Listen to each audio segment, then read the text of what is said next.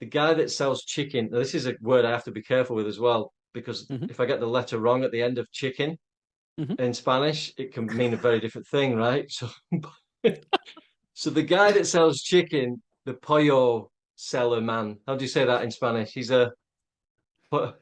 Well, el What? pollero. Right, right. So that guy, right? He's taught me loads of vocabulary about like the names of different things that because I asked for chicken wings, so alitas de pollo, and I went sin pata, right? Because I want the.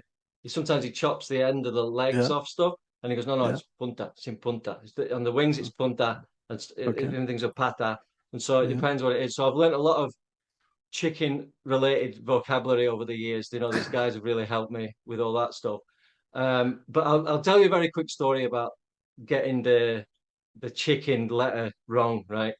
Okay. And this was again about the first month we'd moved to Spain, and I Hmm. went shopping to the canisteria, but it was one of those places where there's a charcuteria part, Hmm. and then canisteria, and then the guy that sells chicken, right? There's like Okay. three different counters, yeah. Services. So, Okay. so your service is in the same shop.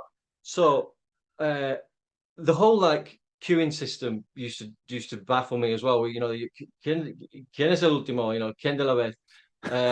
Which I'll put a link to the show notes about me doing that on stage when I was doing stand-up comedy in Madrid. But I remember, but so I said to my wife, said, right, so you go in to the place and you've got to Hmm. say like really loudly so everyone gets you've got to get the attention of everyone. ¿Quién es el último? Right? Hmm. And I was like, what does that mean? She's like, well, who's last in the queue? And I'm like, why do you have to do that? You just stand in a queue. No, this is not just a queue. And she's like, no, no, not in Spain. We don't queue, really. Like we just go in, find out who went in last before you, then you sort of like make an eye contact relationship with them, and then you sort of like, oh, all right. So I've got to speak to everyone. Like my Spanish is terrible. Don't worry, that's what you have to say.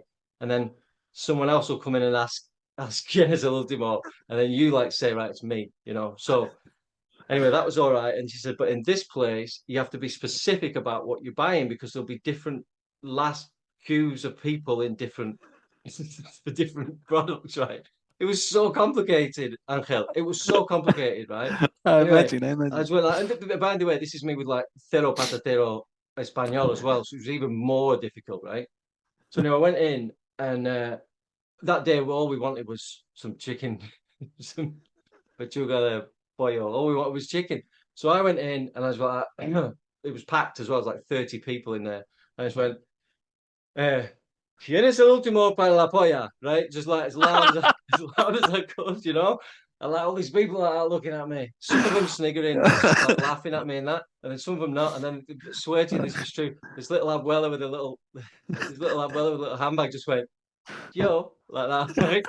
So I tell that, like, I get it now, but man, that was really. So you can't be Wow. saying the last letter of chicken, by the way. If anyone's listening to this that doesn't know any Spanish, you've got to say pollo. Don't be getting that letter wrong. It means something else. Look it up Yeah. online if you don't know what it means.